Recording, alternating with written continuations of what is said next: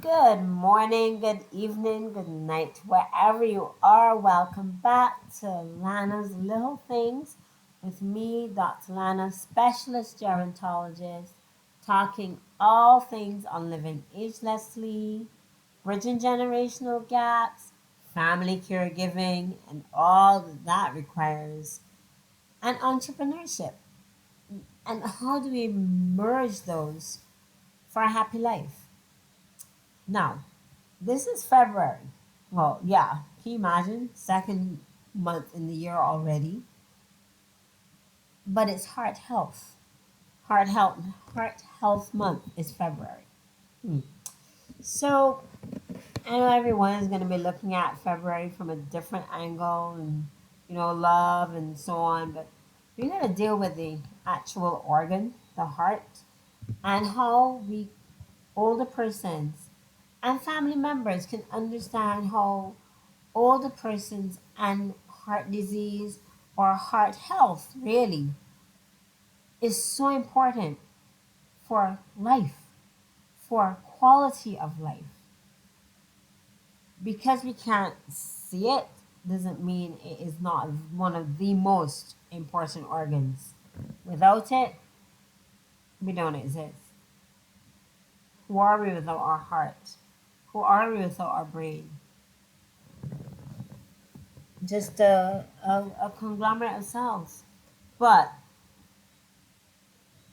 when we really take the time, and I really want to focus tonight on, or today, or wherever you are, focus on six ways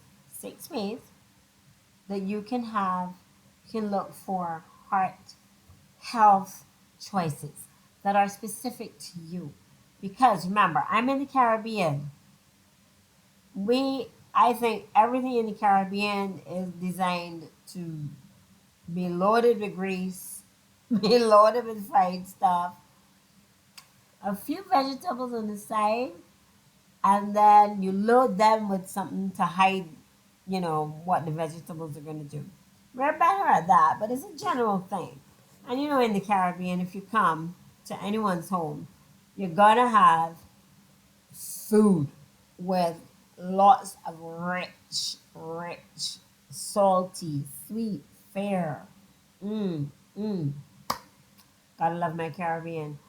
And then there are other cultures where they give you fare and it tastes really well and it's not loaded with heart stopping foods and drink. So here's what we do. We strike in a balance. We're not saying that one culture is better than the other. How about we merge the benefits from one culture to another? How about that? So I'm going to talk briefly today about cardiac disease in older persons, and not just cardiac disease, but what you can do to maintain your heart and its health throughout. Because let's say you're 70 years old, 70 years young, 80, 90, we don't want to go past 100. You still got 20 years, 20 years more of a wonderful potential for a wonderful life. Don't put it down. Don't go in that rocking chair. Put that rocking chair on pause, please. So here's what we're going to talk about. The six things, according to, many resources. But of course, that you can choose whichever,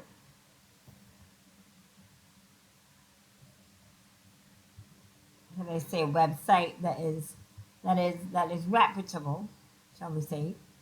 I don't want to call any particular names, but the sites that really you can tell, right? The ones that aren't gonna be telling you to do anything weird and wonderful. Uh, so what I'm gonna do today is cardiovascular care for seniors, promoting heart health. But let's look first at the risk factors. Of course, we have to be real. As you get older, certain things do happen. Aging is not a I heard the chorus around the world. It's not a disease. It is a process. Yes. And for those of you who know that so well, please send this to a friend, like and subscribe. You're going to get so much more information on the channel. I have a course for family caregivers who are at your wits' end, caregivers, physicians like myself who wish to understand older persons and who wish to to be able to bridge those gaps with older persons. Feel fear thee not. There is a course for both of you, and you can join me at the, I'll talk a bit about it at the end, and it will also be in the description below. So we're going here. Risk factors for heart disease as you get older. Oh, by the way, this is hot water. It's hot water, trust me. So we have high blood pressure, high cholesterol, there's a risk of smoking, obesity, diabetes, and a sedentary lifestyle. Hmm. Does that fit every single older person you know? Not for me, because I know some 80s and 90s that are in their garden and they doing the bobcats and they're doing tilling the soil as ever, and they don't smoke, they don't drink, they're very mindful of the diet, and they biologically are 20 or 30 years younger than their chronological age would suggest. And that's what we want. We want, you're going to age, you're going to be 70 and then 71 and 72, but that's chronological. What if you were 71, but you were biologically 60 or 50, and your heart health is robust, and your muscles are strong, and your mind is at ease? What about that? What about social connections because you feel so well? You see how it all ties in? Okay. So, what we're going to do, one of the things about understanding the risk factors, yes, the risk factors, they go by ethnic variance. So in the Caribbean, we have a higher risk of heart disease, but Latin America does also have, and there are a few other countries like Greece, they tend to, but because of the olive oil, they seem to have lesser heart disease because it's pure olive oil. Now, as different cultures merge and everyone brings in their own thing, you tend to find a bit more of a muddy waters. So it's not as heterogeneous as it used to be. In other words, a culture that was used to eating one type of fare that would help with their heart disease is now mixed with the rest of the world, globalization. So within that globalization, how do you fit a heart health program? It ain't hard. It ain't hard. Let's just put it this way. It's basic. We go back to basics. Fluids, vitamins, exercise, and whatever. And you're thinking, she's gonna tell me fluids, vitamins, and exercise again? Yeah. Repetition for emphasis. Let's see how it goes. Oh, let's start. Fruit and vegetables. Why are they so good for seniors? They're low in calories, they're high in nutrients, they bulk up the plate. You have a bulky plate with vegetables and, your broccoli and lettuce and carrots, and they take up the space, and you're looking for space for, like, where's the meat? Don't start with the meat and the big ones and the grease. Start with the vegetable. Take your time. Be mindful in your eating. And then be sure that one of those meals, yes, it's protein, is a good protein for you. You can talk to your dietitian, but good proteins, chicken is ubiquitous. And for those who are vegetarian like myself, you can have a wide array of peas and legumes and protein, vegan protein contained products which come from seeds. So there are many, many things because as you get older, you will lose muscle mass, which will make you frail. And that is what cardiac doctors, cardiologists uh, tend to be concerned about your frailty as you get older as far as your heart. So keep your heart healthy and stay out of the doctor's office and off the table. So omega-3 fatty acids, that could be whatever you want, cod liver oil, the names are there. Whether it's the X, the L's, the 369s, omega-3 fatty acids have been shown, along with olive oil, whole grains, nuts, they support heart health and reduce the risk of heart disease by one, improving the flow through the vessels, as well as reducing and cleaning, you could say, the deposits of plaque that would come from from low density lipoprotein, which is the so-called bad cholesterol. So we've talked ad nauseum about diet, fruits, vegetables. There she goes again. Now another one, exercise. And I'm not saying that you're gonna go out there in the rain. It's raining right now. Can you hear it? In the rain with one arthritic hip on one side, and one of you has an arthritic elbow, and you're going to be going in the rain. No, no, no. Around your house, look around your house and see how big is that dining table. You can walk around it 20 times. Any sort of exercise, anything that keeps the muscles pumping, anything that goes above the level of your heart. Slowly talk to your doctor. Yes, it's true. Find out what is safe. But I'm sitting right now, and I'm still feeling my heart rate go. So little things like that, seated exercise, regular, along with a balanced diet, stretching. How long you say?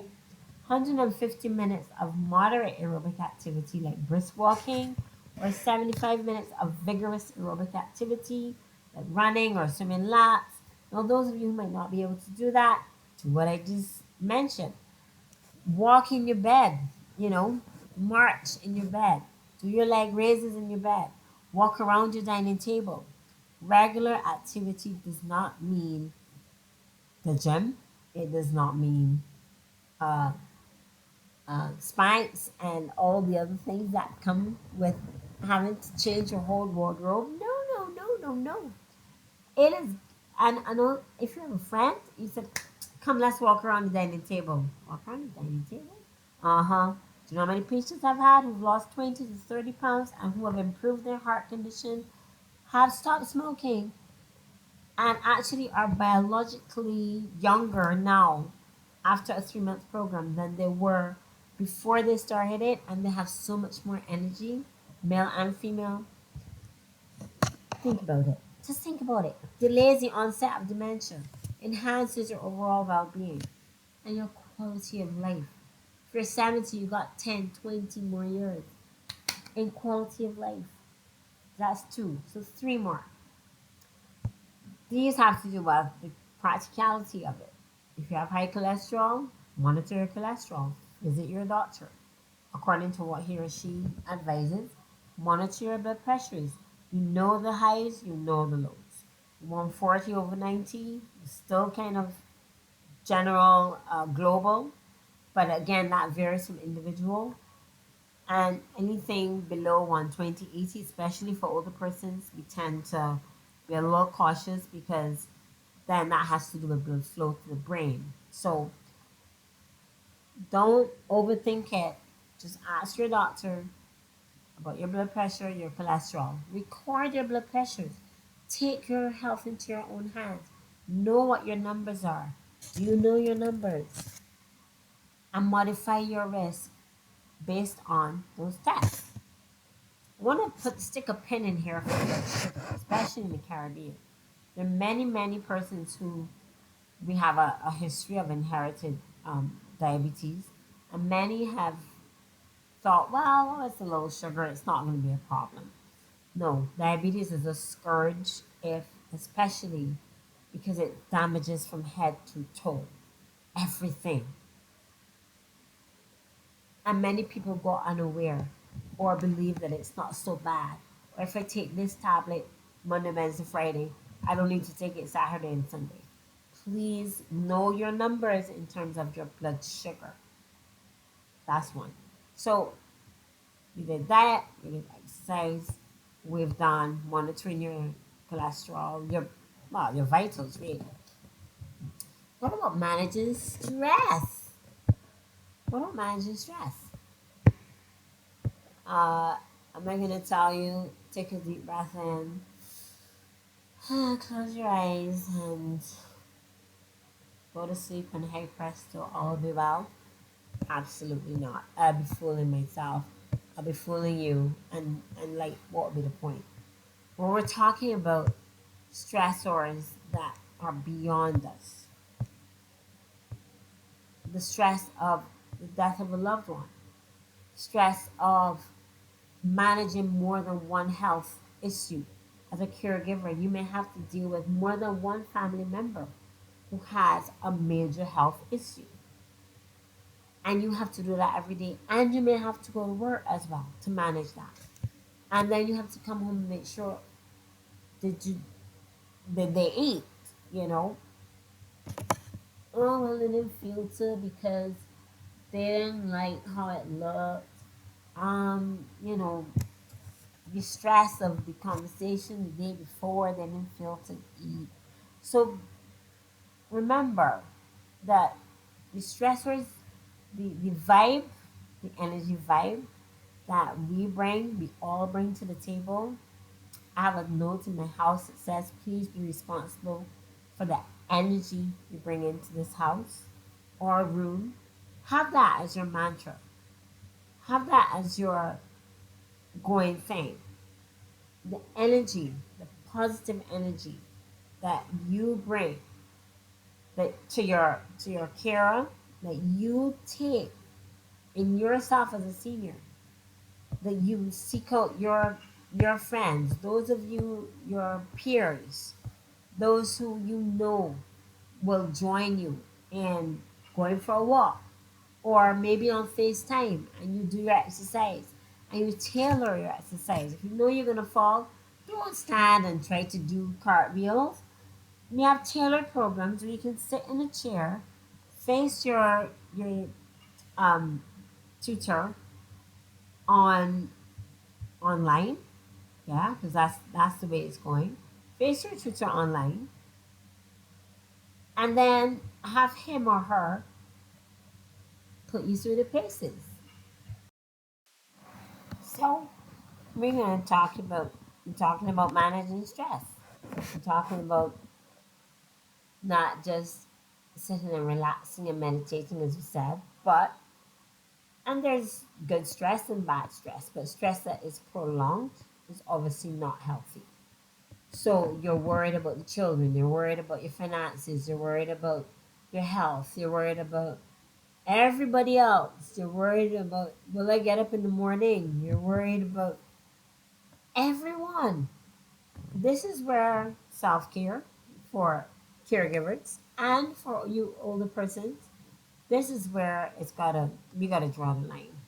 Draw the line, take off the super cape, and just say, me now, my turn. Here we go. Managing stress.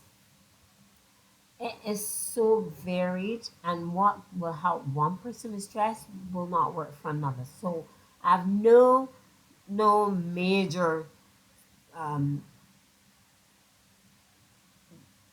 root things to say. What is basic? Friendship. A friendship that you can trust, friends that you've known for ages, friends that you can laugh and belly laugh until you know, and you remember and you reminisce and you go walking and you have things in common and you just share, you know what's happening, you know how each other is. And even if you have one person who's weaker, you accommodate that person. So you may start off with Elise, let's say, who's in her house, and you do, the movements with her, and then she can then watch you on your devices as you walk along. So you're not excluding your friends. Those of you who are a bit more robust, go take your walk. Those who want to, you're cycling. Swim. Swimming is so good because it is therapeutic. You get to see, I mean, all the creatures. It is weightless. For those who are afraid of the sea, yes, there are Caribbean people, not me, who are afraid of the ocean. I don't know why, but it's a thing. But if you get to any water or aqua aerobics, exercises, they take the stress off the joints, and it's just marvelous. Now, so that's three. That's managing stress. I think we have four. Benefits of regular physical exercise we talked about. Tailored exercise for falls. What about the foods that we eat that we ought not to eat? We talked about the vegetables and we talked about the less sugar, less salt. What about food? And we talked about fried food. But what about hidden sugars and packaged foods? I actually saw an article, can't remember recently where. It was on Medscape, one of our medical articles, which actually did show a study confirming, they think what we all knew, but research is there, that packaged, processed food, if it can stay forever and ever and ever, and like whenever you open it after days and weeks and months and it's still good, chances are it's got something in it to preserve it that might not be preserving you. So the reduction of like those packaged foods, those high salt bouillons that people use for flavoring, bouillon, and what was the other thing they said?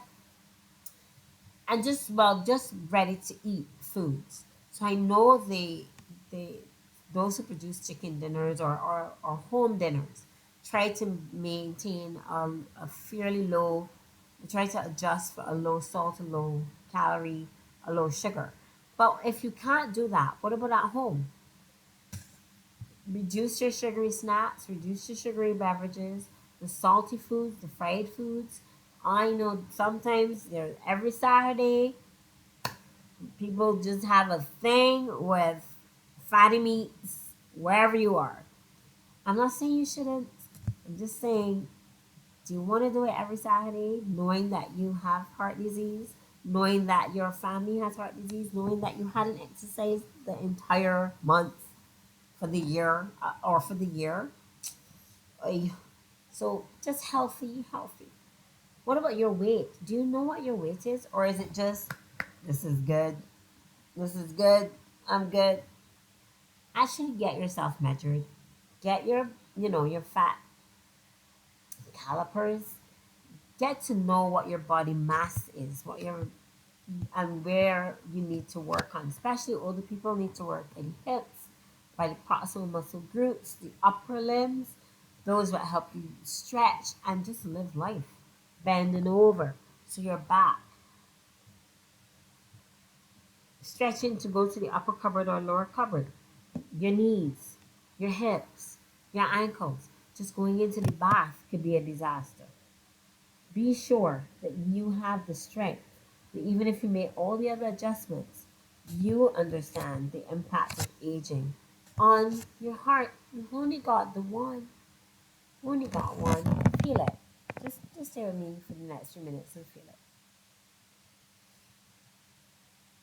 And recognize that it's beating there without our knowledge. It's been doing it all day. And anything that we can do, thank you. Thank you for it. Say thank you. Anything that you can do or I can do to reduce the stress on it, to reduce whether that's emotional stress, diet stress, smoking, alcohol, social and emotional stress, and isolation, which is a stress in itself. The more we can give our heart the healthy, the good things, the less the heart disease becomes a scourge that we then have to fight every single day. with increasing number of heart attacks, increasing number of strokes. The death toll of those over 80 can go up to 80% from some statistics. The health risk increases. That doesn't have to be you. That doesn't have to be your loved one. That doesn't have to be anyone in care who finds themselves not taking care of themselves and then realizing, oh, I need to take care of myself and my heart and my cholesterol too. So it's just a gentle reminder. We're in February, heart health. The slogan, everybody needs a heart. Yeah, it's true. Let yours be beaten calmly, slowly, mindfully, mindful eating, mindfulness, friends, and good thoughts. Good thoughts make your heart actually beat better. So from my heart to yours, Dr. Lana saying heart healthy is everyone's responsibility and it can get better at any age. However you eat, whatever you exercise, your peer group, your attitude towards it, the friends you have that really hold you together, just send good vibes. So we'll talk during February. We'll do something else cardiac, or we'll do something else that will relate to heart health. But we just thought, well, for this second weekend in February, we'll focus a little more on the heart. So I hope that this was helpful to you. If it was, tell a friend, want a friend, like, subscribe, press the notification button for any other um, tidbits that you're gonna get, because for sure we're gonna be talking some more because we need to agelessly, we need to age healthily, and we need to know that the process can be pleasant. So, again, from my heart to yours, good morning, good evening, good night. Dr. Lana signing out. Until next time, remember to join the link for those who want to join me on the Caregivers course, or those physicians who want to prevent burnout or who are near there and who you know what I'm saying. Just join me at Lana and MD, or the link below. We'll see you then. Mwah.